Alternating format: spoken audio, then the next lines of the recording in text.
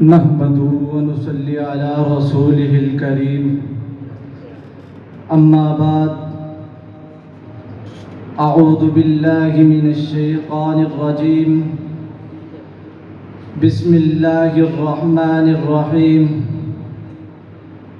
ولا تهنوا ولا تحزنوا وأنتم الأعلون إن كنتم مؤمنين صدق اللہ العظیم۔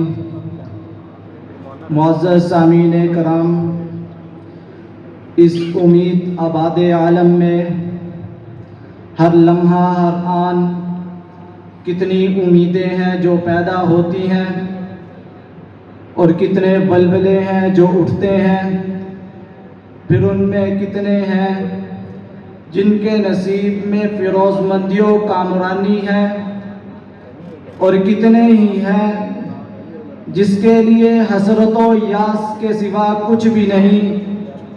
بے کس انسان جو آرزوؤں کا بندہ اور حسرتوں کے ضمیر کا پتلا ہے، شاید صرف اس لیے بنایا گیا کہ نصف عمر امیدوں کے پالنے میں صرف کر دے اور بقیہ نامرادی کے ماتم میں کاٹ دے۔ معزز سامعین کرام، ہماری زندگیاں جن میں ہنگامہ حیات کے کارگر عالم میں شورش کے طوفان اٹھتے ہیں، غور کیجئے تو ایک تارے عنکبوت اور عسرت کے ایک جلتے ہوئے تنکے سے زیادہ حیثیت نہیں رکھتی۔ ساری عمر ہم دو ہی کام کرتے ہیں، یا صحرائے دجلہ کے اعرابی کی طرح فتح تمنا میں امیدوں کے سنگریزوں کو جمع کرتے رہتے ہیں، یا شام نامرادی کی طرح جہاں سے لائے تھے وہیں پھینک دیے جاتے ہیں۔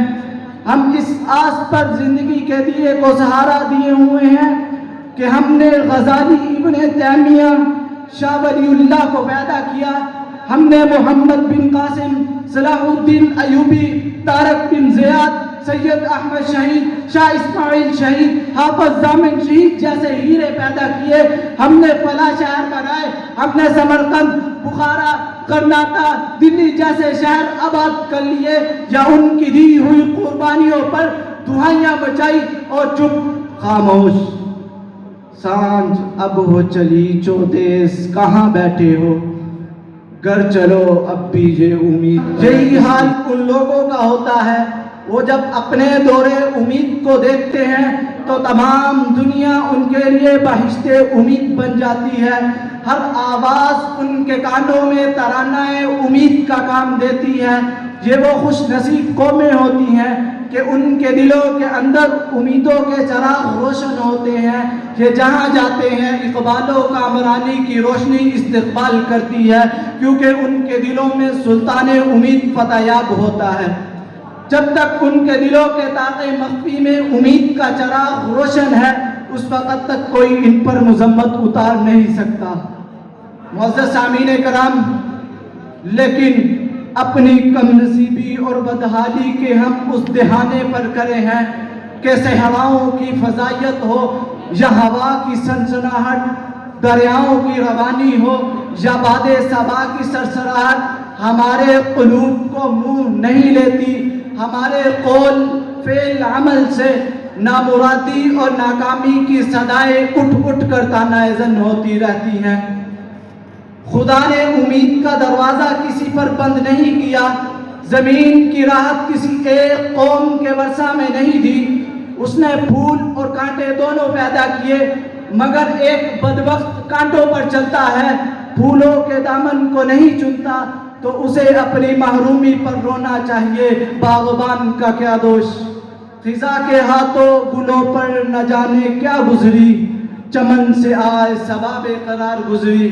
معزز سامعین کرام، ممکن ہے کہ مایوسی کا غلبہ میرے اعتقاد کو مغلوب کرے، اس لیے ممکن ہے میں تسلیم کر لوں کہ ہمارے مٹنے کا وقت آ گیا ہے، لیکن میں نہیں سمجھتا ہوں یہاں آپ منصفین یا کوئی فرد مسلم جس کے قلب سلیم میں ایک ذرہ ایمان بھی ہے، وہ ایک منٹ، ایک لمحہ، ایک دقیقہ کا ایک عشیرہ دقیقے کے لیے بھی اس بات کو مان سکتا ہے کہ اسلام مٹنے والا ہے، تو اتنی مایوسی کیوں، اتنی نا امیدی کیوں؟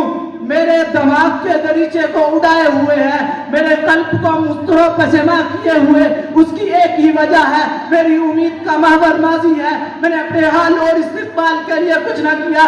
معزز سامعین کرام، شکست اور زخم کا خوف ہے تو میدان جنگ میں قدم نہ رکھو۔ تلواروں سے بچنا چاہتے ہو تو تمہاری جگہ پھولوں کی سیج ہے، چلو آگے، ٹھوکر کھاؤ گے، لڑو گے تو زخم سے چارہ نہیں۔ ہاں اگر ٹھوکر لگتی ہے تو بیٹھ کر رونے کی بجائے تیزی سے چلو، جتنی دیر بیٹھ کر گھٹنا سہلاؤ گے اتنی دیر میں قافلہ بہت دور نکل جائے گا۔ تم نے جس خون کو مقتل میں دبانا چاہا، آج وہ کوچاؤ بازار میں آ نکلا ہے۔